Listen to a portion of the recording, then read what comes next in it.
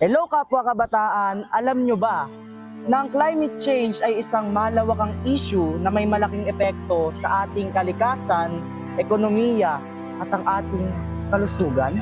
Ito ay tumutukoy sa mga pagbabago sa mga pattern ng klima ng ating planeta na kadalasang dulot ng mga aktibidad ng tao.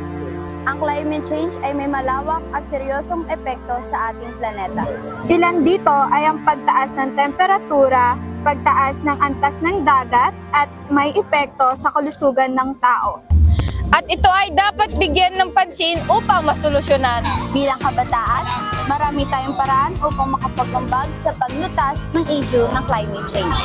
Ilan dito ay ang pagtipid ng enerhiya o kuryente, pagbawas ng paggamit ng plastic, at pagtatanim ng puno at pag-aalaga ng kalikasan.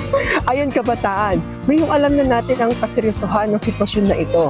Kaya naman, akbayan nyo kami sa ating kalikasan.